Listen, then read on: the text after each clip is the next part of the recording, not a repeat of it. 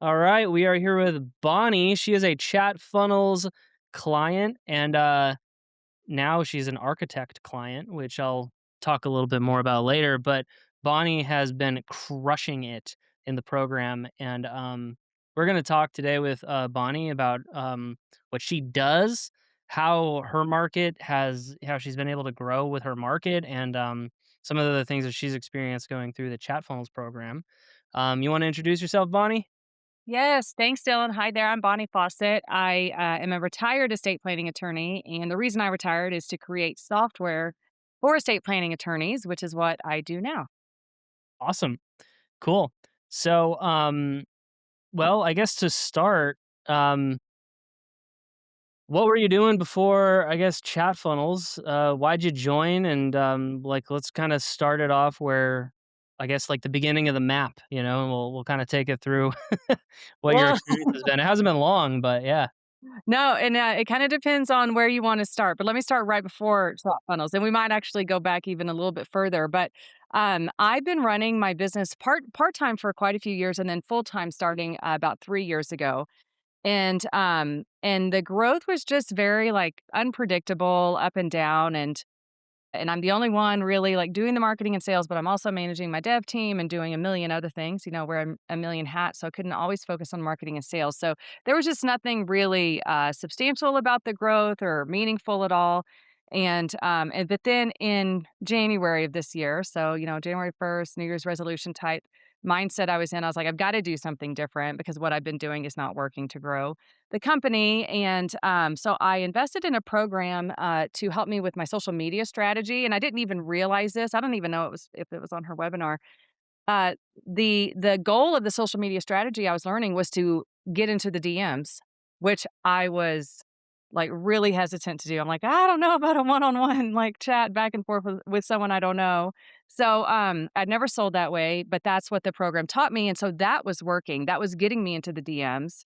And then I'm there and I'm like, where are these conversations going? Like they were all over the map. And you know that because you've seen the inside of some of them.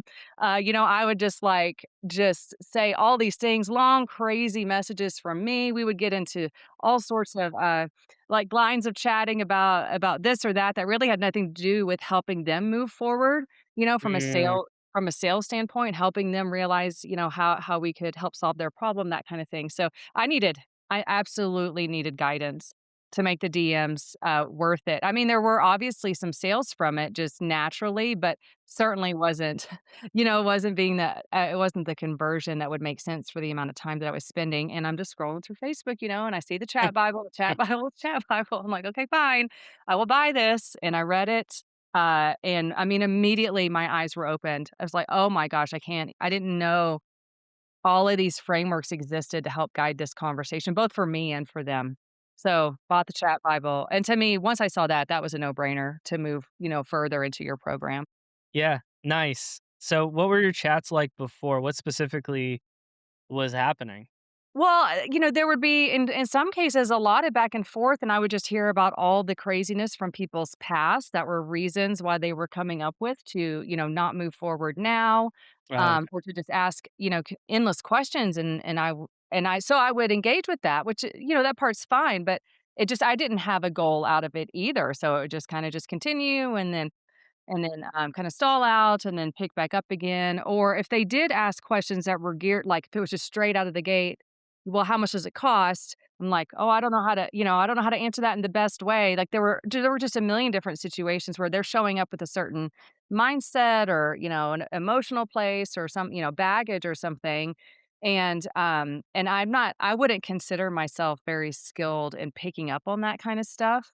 Mm, Um, but I certainly can learn it if I just knew where to learn it, and so it once I read the chat Bible, I was like, "Okay, like, I can implement this. If you give me a framework, if you give me lessons, if you give me steps, I can mm. excel at that." So, even though it doesn't come naturally to me because I have something, to work with to actually implement it, and now I've seen crazy good results, Yeah. coming out of it. Yeah, what was, like, one part, let's say, in the chat Bible, or it's really all the same thing, it's the same process, but what was what part of the DM process really made the conversation start to work? So I mean, there's a handful of frameworks in there, but one of them was along the lines about the follow up. Once it had kind of stalled out or they didn't reply, like how to reactivate the conversation in a very natural way. That was one of them because I mean, tons and tons, hundreds of DMs where that had happened, and I didn't know what to say, and I didn't wanna be like, "Hey," like, "Hello." There are just such natural, easy ways to reignite that conversation, so that's one of them. Understanding, I think you talk about this a little bit in the chat Bible, and, in your course, I know you talk about it a lot more, so I can't remember to what extent in the chat Bible, but, like, the tone scale or just simply the emotional state of Mm, of the person you're chatting with and how that plays into how they might respond and then how you handle it from there. So all of the kinda if-thens that you started to lay out in the chat yeah, Bible made so much sense. But what I realized as I read it is, I could tell. I could simply tell just having been through a number of courses in my past when I built my estate planning firm and then, over the years, just being a lifelong learner. There was so much more behind what's inside the chat Bible to still learn, which, immediately piqued my interest, so yeah. Okay, so there was a kinda what was it? You peeked down the rabbit hole. Yes, You thought there's yeah, more to this. yeah. So, okay, nice. Very cool. So, alright, well, then you might have mentioned this, but, some people, like, they know it's like there's a challenge here. They don't really pull the trigger. Um What was that made you pull the trigger on ChatFunnels specifically? 'Cause was there other people that you were looking at? Was there other programs? Were you like, "I know I need to fix chat, but, like, who do I find?" What was, like, your, "Okay, let's go. Let's do it." Yeah, that's a good question. I did do, a sales call with one other person who helps a little bit with copywriting and wasn't necessarily in the DMs, but it was about copywriting, and I don't know, it just didn't quite click. I think really what made it click for me, honestly, was, the chat Bible because I love things, like, in my hands. I printed it out, highlighted it, like, started Oh, making nice. Google Doc, yeah, that kind of thing. Love that. So because that was so handy and it's not free, but it's not I mean, it's worth every single penny, Yeah, so, and, it's low it's not very much to invest in order for what you can tell is gonna be a really great return if your ad does what the yeah. ad Bible says it's gonna do, which it did, so there was by the time we got on the call, which maybe was, like, 2 weeks after I bought it, I can't remember, but not too long. I mean, I knew. I don't know if maybe you picked up on that, maybe you did, but I knew. I knew I was ready. I was like, "No, I've implemented it and it's working and I need more of this." Um, yep, so to me, I got on the call with the intent to buy. I didn't know the price point, it didn't really matter. I was just like, "I know I need more of this." So that was pretty obvious for me, although I did looked at one other person, but that just didn't, connect. But what I consider because I've done a lot of different things, conferences that I travel to or, pretty expensive programs or low cost programs and everywhere in between. It really didn't matter to me what the price point might have been because what I take on as my responsibility as a student in any Mm, program is it is on me to find at a minimum one, but hopefully more than one, but at a minimum one golden nugget, I'll call it, where like mm, if I just do that, I get my money back. If I mm. find multiple golden nuggets or if that one I did find produces more than that, then awesome, but if I mean, there should be no question, I think, in anyone's mind when they're signing up for something that they could find one golden nugget and get their money back, and that's on them. It's not really on the instructor, so to speak, in my opinion, because I teach estate planning attorneys. You need to show up in your expertise and all that, but also when they sign up, that's on them to find, like, "I don't know exactly what you need, but I know we have a lot here that can work for you, so find that first thing and get your investment back." Let's talk about that because, I think a lot of coaches and consultants are looking for that in clients. I would say you're the Mm. golden goose or the unicorn client, that says, "Hey, it's my responsibility," and that not a lot of people in this space hear that. And a Mm. lot of people I help, they're very in the B2B space and they sell coaching or consulting where it is a two-way street. Uh, you Yeah, can't really make someone do things, and so you really have to give them the information, and a lot of people feel like they're kind of hoping that somebody does something with it. yeah. Um, so let's talk about that then. Do you have like I can imagine you attract really good clients because of the way you operate. The way I put it is you got to be congruent. And so like me, I don't really I've given, like, 2 objections in my life really on a sales call. Like, I get on the call, I really do my due diligence, like, I'm really trying to grow my business, and I don't feel like, "Oh, you manipulated me into buying, you asshole." Like, I don't Yeah. have those things, and I really try to understand what what is it that makes people like that? Um, I don't know, I don't really have a question on it, just if you wanna Yeah. touch on that, I'm very curious your perspective, actually. Yeah, that is a good question because I'm not quite sure what it is about me that's like that. I've just always viewed it that way. We do have some amazing clients in my program who show up in a very similar way. And I because I do office hours once a week for them, I Yeah, actually bring this up a lot. This concept of no matter what it is you're putting money into, it's on you to find what you need out of it when you need it, and of course with some guidance of the from your instructor or your coach. So I don't really know. I mean, it probably traces back to like childhood. My parents were yeah, yeah. entrepreneurs. They Oh, were in the okay. oil and gas industry when I was growing up, and in the 80s there was a huge, bust in the 80s, also a huge boom over my childhood years, and I saw my parents go through all of the amazingness and all of the trials and tribulations, and instead of thinking from that, like, "Oh, I don't want any of that. I just want something steady." I was like, "No, I want all of that. I want, like, the all Alright. the ups and the downs. I'm here for it." My siblings are not like that, so I still can't really pinpoint what it is, Really? How many necessarily. siblings do you have? I have 3 siblings. I'm the 3 oldest of siblings, and they're 4. all jobs, 9 to 5, everything? Yes, yeah, Really? professor. Yeah, one of them actually works for me in one of my businesses. Yep, and then, my brother's in the oil and gas Huh. field, actually. Yeah. Yeah, I guess it takes a kinda a certain type of person, right? Like, entrepreneurship's not for the faint of heart. No. It's it's really not. No. And I think what's really hard, like, when things go wrong, it's really easy to blame other Mhm. people, and who's the first person you would wanna blame when things go wrong? Like, I have clients, like, things that are totally out of my control and out of everyone's control, like, platforms. They'll Mm, ban you, they'll the an ad account gets shut down, just life happens, and they're just, like, looking for someone to blame, yeah. and, sometimes I just have a straight talk. That's what a coach is for, is like, "Hey, here's where how you're being, you should really change that."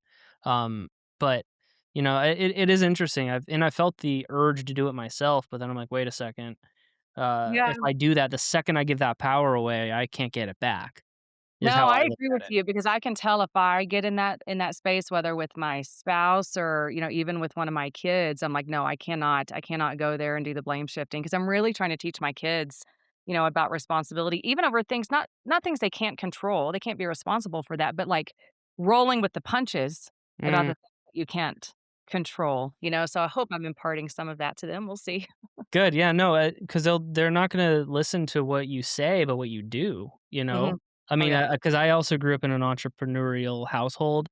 Granted, it was a little bit more traumatic, Mm.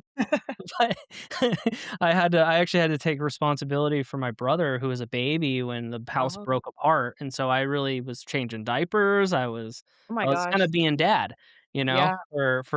at 8, 9 years old. So, Wow. at a very young age, that was happening, and I saw my dad build a business, destroy a business, lose a business, and then build it right back up, and I've seen, like, the hardest entrepreneurial failures, like, ever. So, I don't know, I think it's just maybe thick skin. Yeah. It could be. Alright, well, cool. So, you know, we're on the topic of, like, clients, like, bringing them in. How have you noticed that behavior pattern or decision making, thinking logically, whatever that is, help you in sales? 'Cause everyone here is trying to sell more, let's be honest, so Yes, yes, exactly. That's a good question. The logic piece makes a lot of sense to me. I don't know. That's just it's that side of my brain, that fires the most, I guess, or something. It's the emotional side of sales that I have more trouble with. So logically, I'm a how person. Like I can tell you all the hows, and that's where I get into a little bit of danger in sales calls. Is like giving them the solutions while on the call, but like these weird workaround solutions because, like, if they don't I don't want the solution is to sign up with me. That's not what I say. I said, "Well, the solution is to do XYZ." And I Yeah. know there's workarounds if you don't sign up with my program. There's workarounds to solve it, and I find myself in this weird space where I'm trying to help them solve their problem at no cost because I'm like, "Oh, I don't wanna seem salesy," but then I'm giving them like a very manual or analog way that I've tried before, and I'm like, "That way is a disaster, and then it's not gonna work out." Mm, I end up in those weird spaces because I get too a little bit too logical sometimes, so mm. I have to, like, tone it down. Yeah, Uh, I've noticed that, like, with hyper logical people have a hard time selling sometimes. I'm yeah. very logical, but I think what I did differently was I had to find reason behind the illogical and irrational behavior of buyers. Mm, And so, like, the tone scale, for example, the how like, I had to know what happens at certain numbers of energy of where somebody is emotionally. So, I think you've seen it. So, it's like antagonism, it goes down to hostilities, it goes down into fear, then it starts to go into your griefs and your apathies, and then at the top is your conservative and cheerful, and what I notice is everything up there at the higher emotions is all logical and it's reason. interesting. Yeah. Yeah. Well, that might be now that we talk about that, that might be one reason I was really attracted to your program is I know how that I can, really focus almost too much on the logical side and ignore the emotional side, and given what you just said, I can see how, like, actually you've kinda combined the 2 in a way. Um, I'm just having that, like, little epiphany right now as to maybe why I was really, really attracted in a way I couldn't quite put words to because, I do know the emotional side. I mean, I it doesn't matter how logical I am, I still make decisions from an emotional standpoint, and I know that that's real, that you make the decision first from the emotional standpoint and then back it up with whatever reason, you can come up with. Um, and, yeah, so anyway, sorry. Yeah, no, what you're saying is I think the saying is, you make the decision emotionally and then justify it logically. Yeah, thank you, yes, yeah. Yeah. But So now if you can, like, put the emotional understanding about emotions into a logical framework, now I'm like, "Oh, this all makes sense." Like, what is yeah. this world I didn't know about? Yes. So, for everybody watching here, the hardest thing for most entrepreneurs and business owners to do is handle people, which is why the AI revolution is so exciting for everybody. But you're still going to have to learn to manage people, right? So, people are hard to manage because they were emotional creatures, and we don't actually understand the mechanics of what's happening behind the scenes. We don't understand why. How's the mind work? How come people like when they get emotional, they get almost insane? Like, actually, like, if we're gonna be real, at certain levels, it's an insanity that comes in, Yeah, truthfully. mhm, And, what do you do with that? So, like, I just wanna have a direct conversation, what's the truth? And then when we can come with to the truth and the answer can pop. But what happens is, the emotions come in, it clouds judgment, and you say an employee, for because you gotta sell your employees, you gotta sell your clients, you gotta sell prospects, you're selling all day long. And, yeah. as a business owner, if there's not a standard operating procedure to handle somebody at every emotional state, what do? You just let everybody go nuts? I mean, yeah, like, that's a really, really good point. Because when I was running my firm, I had myself, a partner, 3 associate attorneys, and 7 staff when we were at our biggest, and, I mean, this is a long, long time ago, so I was early Mhm. in my journey of being a leader, an entrepreneur, building a business, that kinda thing, and I remember some of my staff just kind of the moods they would get in, the way they would respond to things, like, "What is happening?" Like, "I don't know how to handle this." Yeah. It wasn't easy. Yep. So I know when with our coaching, we really started plugging in a lot of data and putting in a lot of data because I'll kind of give my story on that. Mhm. I'm an artist. Like I'm totally like I'm not as logical as you would think. Like I think logically and I base everything on reason and rational like kinda everything kinda duh to me, like, duh. You know, I kinda see through that lens, but I'm an artist, right? So I think through creativity and excitement and, I like higher emotions, and, I never would've saw myself as, like, a data analyst or something like that, but the reason I am so heavy on data is because of how emotional roller coasters I used to be on. So I would actually, it's actually become a personal policy for me. I I don't make a decision outside of the dashboard. If there's no the dashboard can't justify that decision, I won't make it. Meaning like, okay, do I have the margins for that really expensive investment? Do I have the, where, like, are we growing? So I have basically I know if my trend line is a shape that looks like this, I don't change anything. If it's going like this, I gotta change something, you know? Yeah. It's very simple for me, and so I just thought, "Okay, well, that's how I operate," and I get kinda confused when people don't operate that way. So Interesting. that's how I see, like, okay, how do you handle your own emotions as an entrepreneur? Because it's hard. It's sometimes like you can have a week of everything going wrong, but as long as you look at the data over a long enough time horizon, are you bigger than you were last 3 months or maybe a year ago? You Yeah. are, and you're continuing to getting bigger. That one little that 3 day stretch of no sales, you're gonna be fine. Yeah. It's not the Oh, whole world ending. that's so interesting because I will say I've been on a journey with data myself. I've got lots of data in spreadsheets, and that kind of thing. But I didn't take it a step further that you're talking about. Like, I don't have the tools, I just haven't created them, and you're helping me do this now, an architect, to really, like, understand, like, well, what is this data telling me? What is it guiding me towards? Like, what is it trying what could I glean from it to I need to make a switch and avoid that. I just have the data. I don't have, like, the So you were insight. good at tracking, you weren't good at analysis. Yes, yes, I'm very good at tracking. I have 7 kids. I have 5 kids of my own and 2 stepchildren, and then, my husband in the Army and with travel and that kinda thing. There's a lot of things that I track, and data's one of them, Yeah, schedules are yeah. one, all of it. But I've never really I don't even know that I realized that was, like, a missing piece for me. It was like, well, what is the data telling me versus it just living, in a Google sheet with a million tabs and 1,000 rows. So let's talk about that. What are some things that so you basically you said you're good at tracking. Mhm. We're all told as entrepreneurs, track, just for no reason, track. I hear that all the time and, okay, then what? So what have you Yeah. learned out so you've tracked now after joining ChatFunnels, what did you learn as a result of what to do with the data? Well, yeah. So with the chat funnel data in particular, the DM data, it was just understanding really lead stages that match my process, which is mostly what you teach. But I say this even to my clients, like I teach you, you really should adopt 90 to 95% of what I teach, and then there's a little bit that's just it's idiosyncratic or specific to you, and I get that. So just simply understanding the stages, was a big one, just so I could know again, like, the data, like, who's in what stage at this point in time, so that's Mm, one. Another example outside of chat funnels is simply my cash flow, monitoring my cash flow. I have multiple businesses, multiple personal bank accounts, and now with my kids at their ages, they all have their own bank accounts, checking and saving, like, keeping up with all of that is really wild, and so I've really gotten to the point with that spreadsheet where, I mean, now it's got 10 years behind it of me making it work for me, and it works for me now. Yeah, but, in the beginning, if I imagine I don't even know how I, like, knew whether or not I'd go overdrawn, like, 10 years ago. I really don't even know. I guess I just would and then be like, "Oh, crap, like, I gotta move some money around." I don't really even know.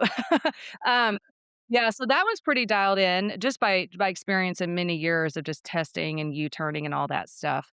But with chat funnels, just understanding where somebody is, mm, and how to move them along, with your frameworks. And now with things like the Facebook ads, pixels, which were, incredibly mysterious to me as of last Tuesday when you and I last spoke, but now I have a better understanding a lot more because I spent hours on it now, that and how important that data is. So I'm really excited to really be able to take what is in all these Google Sheets and, like, actually learn something from it, but also have my systems properly connected. I've been working on an outdated CRM for a long time, and it just wasn't cutting it, and I didn't realize there were other tools out there that were just so more advanced and could mm, connect things to read all of this data together and tell me what I need to know.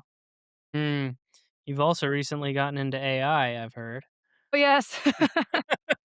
And frankly, you've helped me with all of that. That's more on the architect side, I realize, not the DMing side. Yeah, But yes, yeah, I didn't even know that I had signed up for Claude Cowork, and you're like, "No, just click right there." And then I was like, "Oh my gosh, yeah, what am I looking at?" So, some of it I was familiar with some aspects of AI, but not something like Cowork, but now I feel like I've kinda just stepped into, like, the current state of mm, AI and ads and stuff and not even realizing how much I didn't know as of, like, 2 months ago.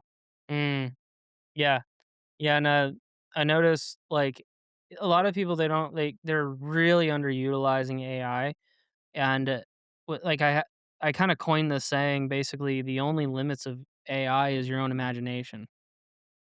So like, I anywhere I get stuck, I just go to AI, and I'll see how what I can get away with AI. Sometimes I'm just like, "Yo, could you build me a fully automated, like, investment property buying business, like, just run it and just see," and I just wanna see what it can do, and then it'll say, "Yeah, actually," and then it starts typing away, and I'm like, "Wait, really?" I'm like, "I wasn't serious," and I'm like, "Okay," so that it starts Wow. to kinda shape your the way you see business, and, like, you actually now, for example, like, I have somebody in my business, her full-time job is really to research AI. Like, you gotta have that system. It's kind of like a non-negotiable. You have to have somebody looking into AI. So, after that call, what did you have you, like, started, like, shooting off orders, like, "Guys, we gotta figure this out." Yeah, yeah, basically I have. My team can tell, like, they can kinda tell when, like, I've learned something new because then it's like, "Oh, guys, do this, do that. Let's, start, tracking things this way and responding that way," and that kind of thing, which they get excited about because my team knows that I'm the only one who does marketing and sales, and we have a Slack channel where we celebrate new members, which there's been so many, since, things really turned around in January with that social media strategy course and now your course and now the one-on-one coaching through Architect. So they get really excited because they know, like, Bonnie's got something up her sleeve right now, and Wow. and we're gonna see it. And they've gotten used to that. I have a team that, has been, by my side for a long time. We have very little turnover, which is great, so a lot of trust among us and experience.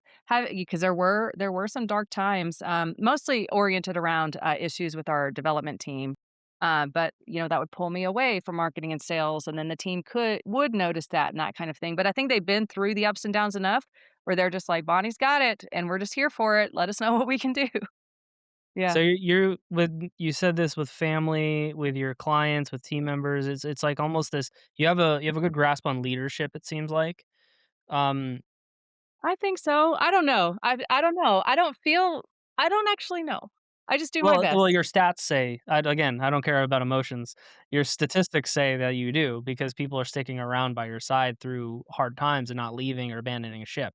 That means the captain must be doing something right, That's a good point. Yes. Yeah. right? We actually just over the weekend, because I have it set up in Slack where we get the work anniversary messages like, "Oh, so and so's been here this many years." And my longest running team member just celebrated her 8th year with me, which is so exciting. And I think my shortest one is like Wow. 3.5, almost 4 years. Wow, that's Yeah. fantastic, actually. Yeah. So Yeah. what's your secret to leadership and management? I don't. For the viewers. For the viewers, I don't know. Well, I'm a spiritual person and I prayed a lot about it leading up to any hiring. So that to me is a key piece of it, to be honest with you. I'm a huge fan of the DISC personality profile. I feel like that's really, it's not too crazy to ask somebody to do, but it's so insightful. And I found it to be Mm, pretty accurate for myself and others. So just understanding just kind of some of those kind of just larger pieces. No one, you can't put anyone, into a specific little square and say, this is exactly how you are, or anything like that. But it's that disc profile gave me enough to understand, about them to work on the best communication styles and that kind of thing. I try to, of course, what is it called? Like the compliment sandwich. So I'm always complimentary, then yeah, yeah, yeah, be different, and then complimentary again. I do that with my kids, I do that with my husband, everybody. And I don't know, I think I've developed a patience over the years also, yeah. I think, in many different life situations, not just business. Um, so maybe that helps? Patience, yeah. I can see that. I've had some struggles with that in my life. Yeah. Yeah. No, same here, it hasn't always been easy. There are moments back when I was running my firm and we had a big staff a big team like I told you, where I do look back and I'm like, "Oh, I should have handled that differently." I Mm, was a little bit too hasty in how I responded or what I assumed, so I really just try to learn from those experiences, not just repeat them.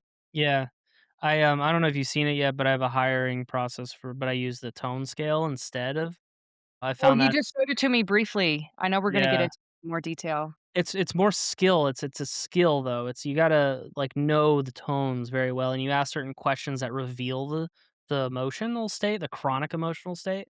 Mm. Um, but I also like the personality assessments too because that really can, like, kinda see things that you can't see. What's your favorite personality to hire? I know it's different personalities for different areas, but Yeah. say sales or maybe like accounting or what's your take on that? Yeah, that's a good question. Well, I'm only basing it off the DISC profile. It's the only one I'm really very familiar with. I'm a big fan of D's and C's, but only because I am. And I know that's not always the right fit, depending on the role. And when I actually did that the first time, I saw myself in my result because I'm Yeah, a D and a high C, which are actually you opposites. see dominance and conscientiousness. Okay, I can see Yeah. that.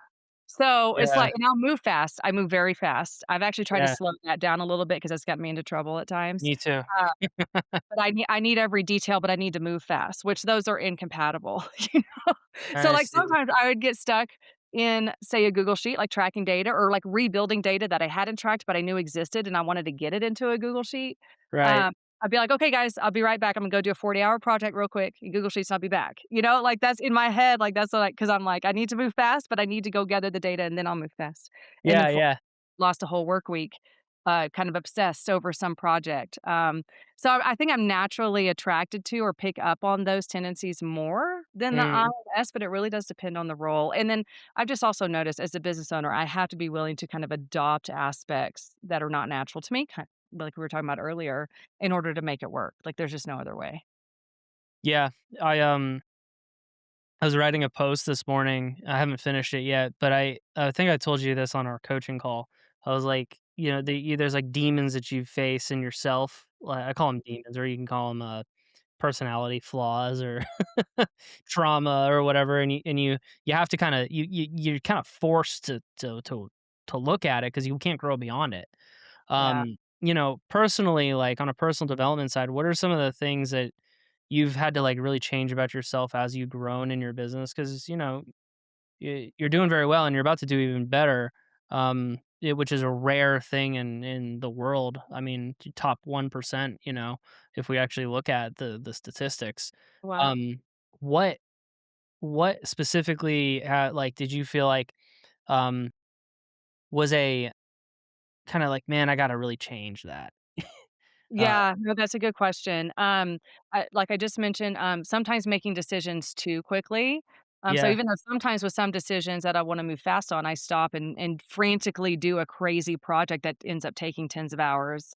Which then, of course, that doesn't really make sense because it slows down the decision, but I just I, like, sacrifice everything. I realize that that's not good. I can't jump into a 40-hour project just all of a sudden just because I want an answer to something, so I've had to really kind of, like, scale back, like, this kinda crazy, "Well, I'm gonna go do this, and I'm gonna do that, and I'm gonna do that." I have to actually be like, "No, what are the things that are, like, most pressing right now?" And make a really informed decision about what will serve the business best that I work on right now, not what do I want personally to work on right now, but what's gonna best serve the business because I have investors on the software side. And I really and that's another thing. In my firm, I didn't have investors, but I do in the software, and so I need to make sure as I'm making business decisions, I keep in mind, like, okay, they put money on this, for a Mm, return. I can't just do what I wanna do, like, there has to be a goal that honors, their intent. So that's one thing. Another thing is this, I've had to do this I've had to, change my behavior, whether it's my clients, my team, my kids, my spouse. Um, I just have it in my head. I don't know why. I have it in my head though. If I say it one time, like I've said it, you should know it. You should internalize it. You should do it. There should be no. If you had a question, you should have asked me when I said it. Like it's a little bit unreasonable, I think, to put that kind of pressure on people. They don't even know that. In my head, they didn't even know. That's what I was thinking. okay, got it. So getting them to duplicate to make sure they understand the order that you just gave them. Yes, Yeah. exactly. So, I didn't even I hadn't at that time really even adopted, the best practice of like, tell me what you heard.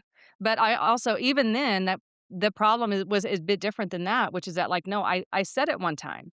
Like, why do I Mhm. have to say it again? Whether it's to my teenage daughter, why do I have to tell you again to bring your phone up at night when downtime starts, at 9 PM? Why do I have to do that? Like I already told you that before. Or a client when I'm saying, "Well, no, go look at this resource here. That's gonna solve your problem." And then they bring a question up that I know is answered in that resource as well 2 weeks later, and I'm like, "But I already told you." So anyway, that's on me. Like to just assume that if I've said it once, everyone knows it and fully internalized it and, let's move to the next thing.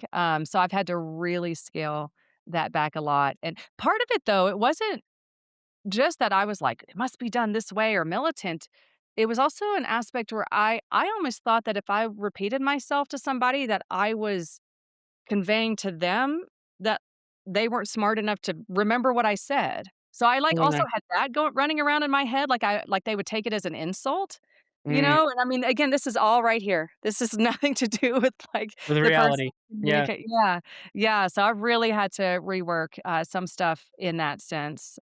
'Cause sometimes I just get a little too, I don't know, on one polar end or the other, it seems. So just understanding that the polar ends, while helpful, you can't live there, I don't think, a constant state of, say, like, anger or something like that. I mean, I do get angry at times, but in my life, but at this point, like, I almost never have any anger because I just know it's not productive at this Mhm. point, So just Yeah. know what I've seen in the past of ways of doing things that aren't productive. I've really tried to be honest about that with myself and get more, like, onto the bell curve.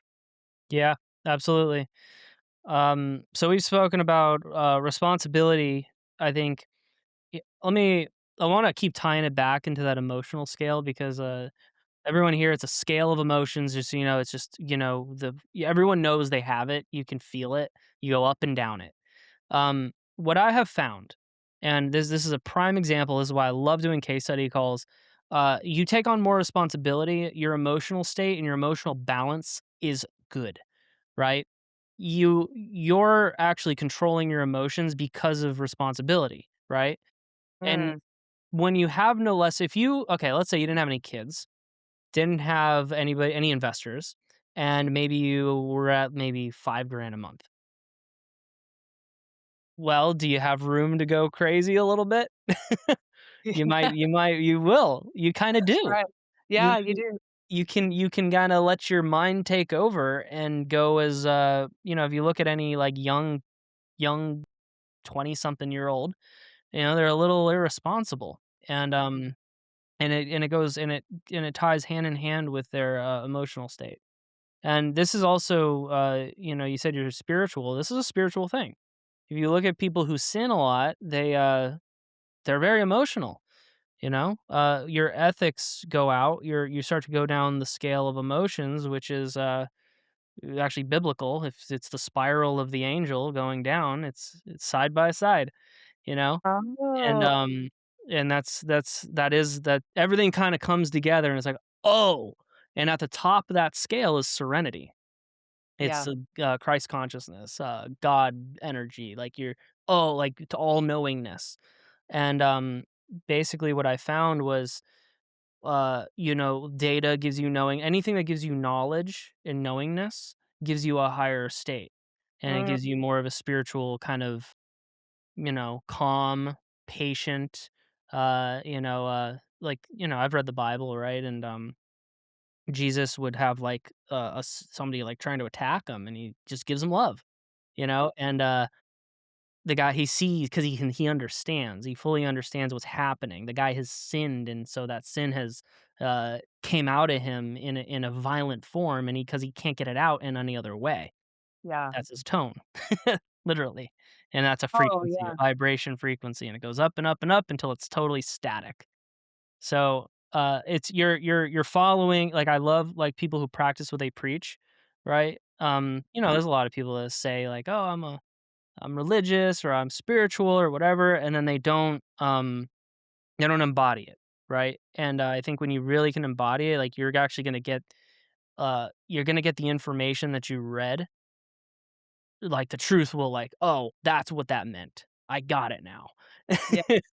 Yeah. The reference to the spiral reminds me, I was listening to another podcast, there's a guy whose name I can't remember right now. Oh, but he specializes in, like, imagery or symbolism, I think really is what he. Symbolism, yeah.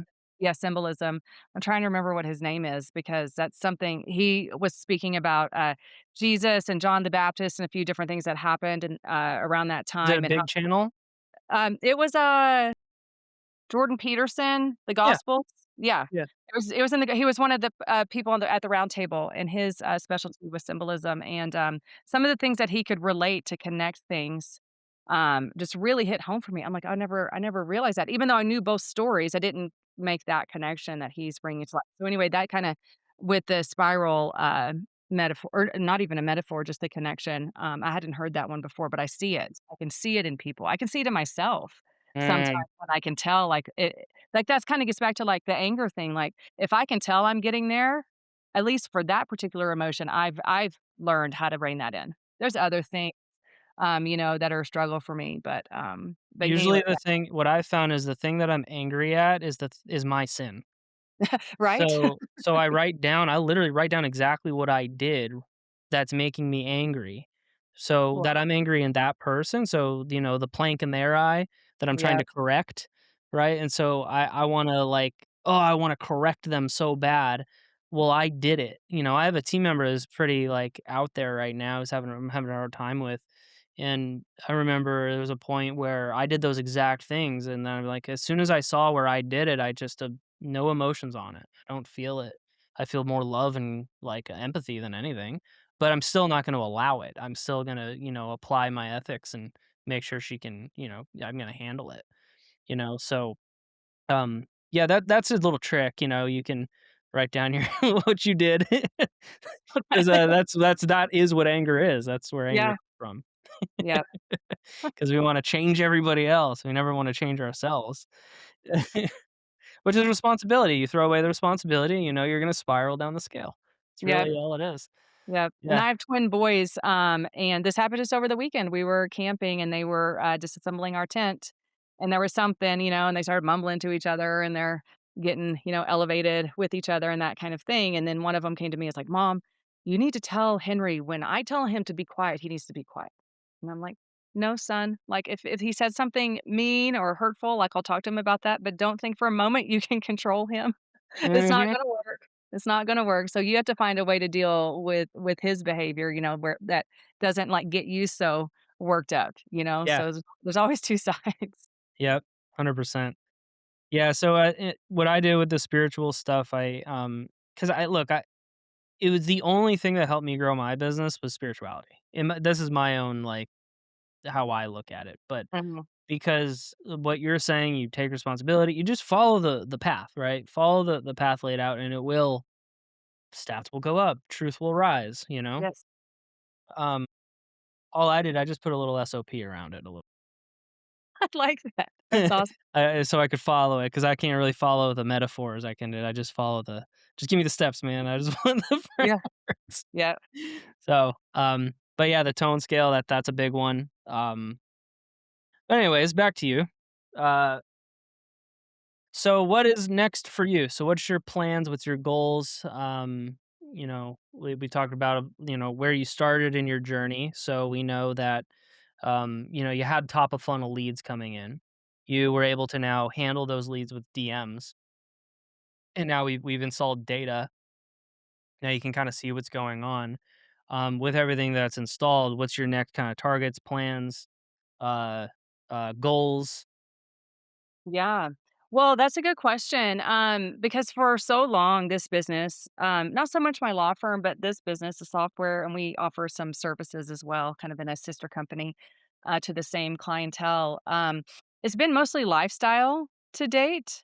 Even with the investors are close family or friends of mine, and so they kinda knew that. It was like they knew 2 things. This was lifestyle, but also the potential for an exit, and, which, they would love to see, we would all love to see. So but I really had been putting that off for so long because I was having a really hard time being in the black.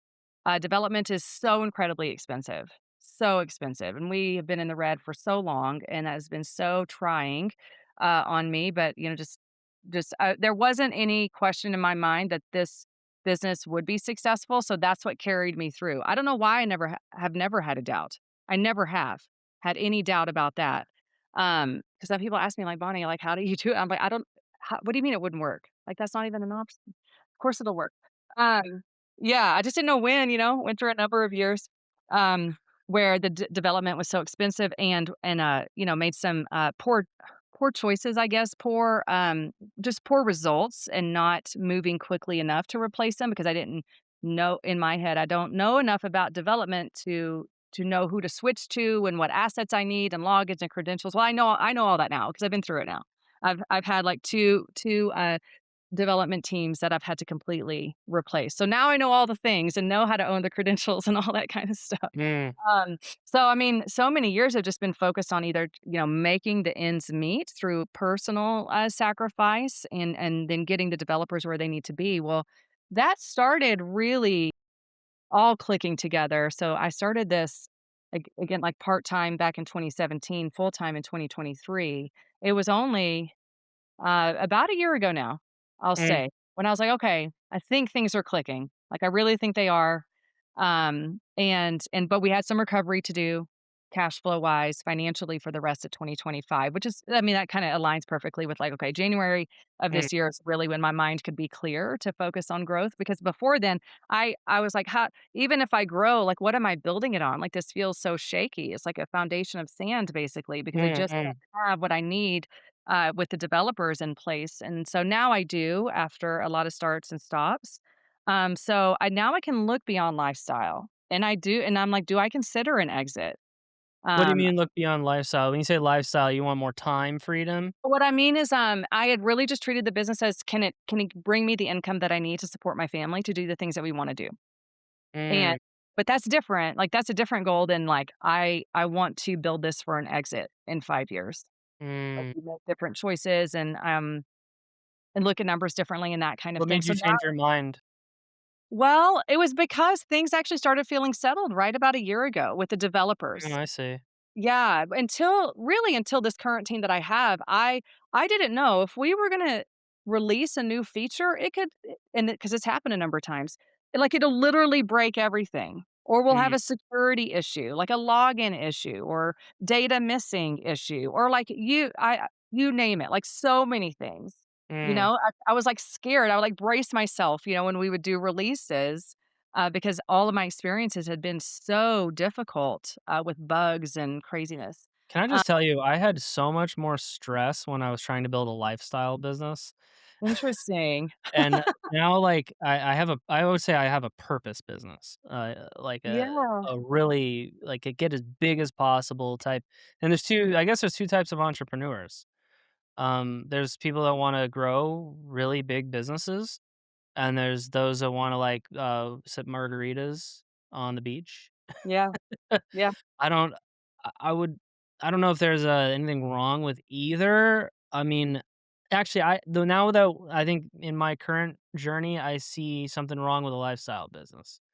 Mm. Um, I don't know, what are your thoughts on that? Like, what Yeah. is there a personal side to that? Is there more of a reason behind it? What do you think? Yeah, I'm not really sure. I mean, for so long, um, I just wanted to make sure I could just support my family and do what I wanted to do, which does include it's not just the basics, we like to travel and Yeah. and be able to do lots of activities. And, I'm this like just this summer, it's crazy. I'm like looking at like every single week there's travel or a kids camp or a sports camp or family in town or the next thing. It's just insane. And it Mm, costs a lot of money to do that for a family as large as mine. Like I mentioned, 7 children total. So 9 of us total. Um, I didn't until I could actually start seeing things really clicking, which wasn't till, like, a year ago, I had my focus on was just affording what I wanted for myself and my family. mm. And I think that's okay, I guess it's kinda like you mentioned, like, I think it's okay, but also, like, that's one of the Dave Ramsey approaches, my church talks about this, like, take care of you first, then your family, Yes. then your neighborhood, I was just gonna then start talking about that. yeah, then broader, The eventually cup global. cup spills over. Yeah, yeah, you can't start at global and work backwards, it's not gonna work. And so I've really only had the mental space to even think about more than that for about a year now, which is why I've been bringing up, well, should I be building this for an exit? And I think I should. I really think I should. The investors have been incredibly patient and see what I'm creating and all that. But I also invested for a payday. Like that makes sense, that you put money somewhere in order, to grow it and have it turn into something bigger. So, and that's good for them. So I don't know, maybe it's just a journey perhaps, Yeah. for Well, So basically, here's what I found is an entrepreneur starts out because their basic needs aren't met. Yeah. And so they're broke. They're having a really hard time with family. They're having a hard time, uh, just I mean, yeah, it's just stressful. So they really start the business to provide for that. And what happens is they really want the lifestyle. They, I want to just travel, and what happens is they get there very quickly, and then they get bored. That is what happened to me in my law firm, by the way. Yes. And I think a personality like yours, you mentioned you're a C and a D, right, on the disc. You're real bored really easily. You need movement and action and things to happen, and so you can take on more responsibility. For like you want a big team, you want things to thrive. You like the game, and you know I notice people as soon as um they stop playing the game or they stop playing business, they start to die. Retirement, they start to retire. And it's like, all right, cool. Like, what else now? So, this you're gonna see this in architect. It's something I'm gonna to add into architect. But basically, there's a journey. It's not just entrepreneurship; it's everybody. We have 8 urges in life. The urges, like things that we're drawn towards. We wanna survive for. We have our self. There's your first one, and usually when like it's pretty quick and easy to handle yourself. Most people can't. Most people can't get their basic needs like food, clothing, shelter, and sex, and things like that. Your own, maybe shopping, and then that's it. That's your first area to handle, or dynamic, you could call it. The Mhm. second is sex and family, right? So your kids and husband, wife, or whatever, and then like you have an urge to support that group, and then your third is like your group, you know Mhm. that would be like um, your teams, like, outside of family, right? It would be like a team, or a baseball community. It could be anything, any sort of community. Then it's actually humanity, and you move into the whole global population. And so if you look at entrepreneurs, the journey, I'll take Elon Musk, for example, or any other, love him or hate him. Anybody who's really at a high level in business, I'm not near them, so I don't I could be I'm speaking for them, but I'm just what I'm observing.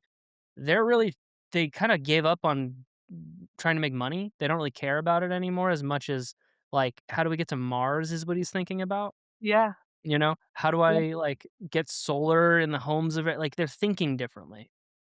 I had a call with a guy, um, he won in business 10 times over. Like, he's made hundreds of millions. We're talking about working together. Um, and he's taking the homeless people out of, like, these big, like, what do you call them? Like, homeless camps or whatever, and he's, like, reviving them, and he's just doing nonprofits, and just he's Yeah. really expanding into those dynamics. Yeah. And I see that, and I'm like, "Man, this is such a small game to try to make a little bit of money." You can get way bigger. Yeah. And, then I found it actually there's 8 of them, that's only 4. It goes even beyond that, because if you could think about it like concentric circles, self is in the middle, and then your family, and then it goes to the group, and then humanity, and then that goes actually to, like, animals and plants. Then it moves Oh, into, yeah.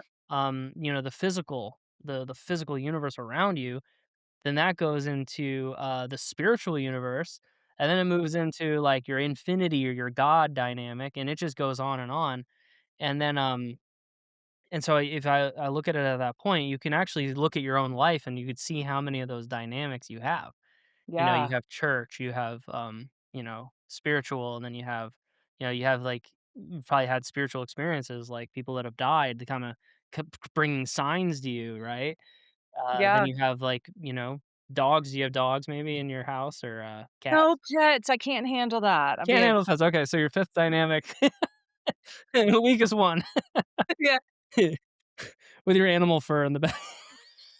I did help my daughter, though, with her science project, which involved 3 betta fish, and I kept them alive. Okay, well, we Yeah, got that. happy So with there's that. your stat there. No, but, I found that, and as soon as, like, those click into place, money becomes easy. because Yeah. it becomes for something. Mhm. I really it was like the most impactful thing for me is to actually expand beyond just myself. Because I mean, it wasn't that long ago when I made some money online and I was just kind of running around being a glutton. Yeah. So how much can you feed yourself? You can't go any further. So Right. you have to expand. So Right. yeah, it's just a food for thought. I mean, you're gonna make your exit, and then like I think if you start making these bigger goals and where's it gonna go, Mhm. what I found is the rate of growth increases dramatically. I get Yeah. real passionate about this stuff. Yeah, yeah, and it's interesting because we're already doing a little bit of that. I have a hard time, this is so strange. I don't Yeah, know why this is. I have a hard time sometimes while I can be such a planner and preparer, and I know, like, even, when I started this back in 2017, I don't know how long it's gonna take, but there's no doubt it's gonna be successful. Like, I can see all that, but strangely, I also have a hard time seeing kinda steps ahead. Like, I'll give you an example. When I was pregnant, with all my kiddos, like, it would get very close to the due date, and I just remember I couldn't even think, like, if the due date was Saturday, I couldn't think about anything next week. I couldn't even mhm, imagine next week being here at all. It's so far away because it just felt far. I don't know why that is. Like, sometimes I have a hard time seeing, past, I don't know why, but in other cases can yeah. plan, prepare, and all that. I have an But answer to that. We'll can oh, circle what is back it? to it. Yeah. Well, Um, okay, we'll come back to we it. can So what I circle saw, back to it, yeah. yeah, Finish your point. so we do, give, to charities and churches and that kind of, that's Awesome. yeah, that's a value in our home. Our kids do it when they get cash gifts from grandparents or whoever. Wow. Yeah, money and saving, well, of course, the 10% first and then savings and then some for spending, and help them manage all that and teach them those. But anyway, but Cool. we do, That's so yeah, awesome. we only have a certain portion of what we plan to give each month already pre, subscribe, we have it on a recurring payment, Yeah. things we really care about, but it leaves money left over, and so about twice a month, my husband and I get to have that What conversation. percentage is it, if you don't mind me asking? 10, it's 10, a little bit over 10%. 10. Yeah, Yeah, and I was wanna make that's, sure it's above 10 always, 10% to the church is what you always Yes. yeah, Yep, yep, nice. and not just 10% only to our church. We do divide it up because we listen online, we go in person to one church, go in person to another, Yeah. support Christian charities, Wow. thing. But we do have a little bit left over after the recurring payments, and we just are like, "What should we support right now?" And so Wow. it's kind of a fun conversation to have, whatever we might feel like, the Shriners or St. Jude's or Yeah, yeah. that's really cool. Yeah. You So it's are, hard to see where we could be, like, at, like, the Elon Musk level. Like, we're talking about Mars and solar panels and that kind of stuff, yeah. but we do have a little sliver of it happening in our life right now with that small amount that we give each month. Yeah, that's cool. Yeah, but like you said, like, when earlier in your business, you couldn't see past certain dynamics, Yep. right? So maybe Yeah. before family, you weren't really thinking you couldn't see it, right? So then after the family, then you couldn't really see the 3rd, and then Yeah. after that, you can't really see human and then eventually, because if you had all of them in place, you'd be at, like, the total top of the tone scale. You'd Mhm. be you're everything at that point, you know? Uh, but to answer the question, typically we on those so those concentric circles, right? Um, the mind has traumatic events in relation uh to those dynamics. So in the each relationship, maybe it's your first to your third or your second to your fourth, right? Maybe some traumatic event was there and in the mind, right? Mhm. Yeah. And what happens is it anytime we try to expand and stretch into those, it gets triggered off. Right? So, pregnancy especially, right? So, like, what'll happen is you can't confront it, so you might push it away, and it'll seem like a long time because you don't wanna actually go there faster. Uh, Yeah. yep, and so it reminds you of the last time, and you're like, "Oh god," and you'll feel the pains, and you'll feel the anxieties, and you'll actually try to go away from that dynamic. You see Interest this with, people have a hard time getting into a relationship, they just it stimulates a lot of that old baggage, and they mm, just they know they want to, but they can't. yeah. And, until you really handle a lot of that is really where you can start to kinda more come more alive on those, have more of those higher perceptions and higher responsibility, but a lot of those go away, like, if you just That's why I follow stats, because we all have it. Like, we all have those events. And so if you can actually you can build a dashboard, or just you don't even have to build a dashboard. You could pull out a piece of paper and you could look at month 1, month 2, month 3, month 4, and you could find any statistic that you want. Like, for example, I have a date night. As do we, I put on a line graph how many date nights we did, Yeah, right? that's And just fun. like a dashboard, you could do Yeah. it with your kids, right? Oh my Like, how god. much did you do your homework, and you can do a dashboard on Yeah. that. You could do that on your how much did we invest into charities? That's our fourth dynamic Yeah. dashboard, and you can look at how much like, the business has grown this much. So we've invested, so we made 100 grand this month. So we invested $10,000 into this church. Mhm. Holy crap, you know? Yeah. That goes back to, like, I've got it in a spreadsheet, but it would Mhm. be cool to see it on a line graph. I Gotta be on haven't. a line graph, because then you could see the expansion, the Yeah. actual expansion. And you can do Yeah. that all the way up to the eighth. And you can do how Awesome. much did we do on this, and whatever stat you want, whatever is the thing that's actually expanding it, you know? Just don't do it for how many kids you have, because then you just, "Let's I have know. more!" I know. Yeah, I said the twins, twins were my 2nd pregnancy, and I still had the guts to get pregnant again after that, 'cause Wow. then I was like, "Oh my gosh, is it triplets this time?" Like, what is like, what is Oof. the risk? A friend of mine, he, has twins, and then has, 1 kid after that, and then he has another set of twins on the way. 2 sets of twins. I don't know. I don't know. That's Holy just crap, sounds holy. really scary. Yeah, it's a lot.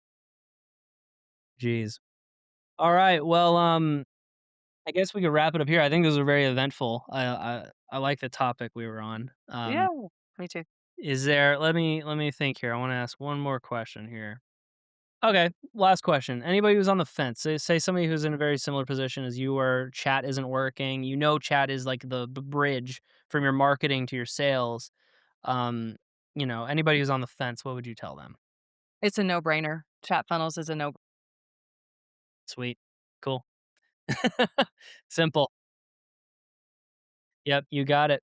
Well, I appreciate it, and, we can end this here, and anybody who is, interested, and if you are an estate planning attorney and you wanna grow your business, you know who to reach out to. Don't reach out to me, because I don't know anything about it, so. Alright, Bonnie, thank you very much. We'll go ahead and end it here. I'll see you guys later. Bye.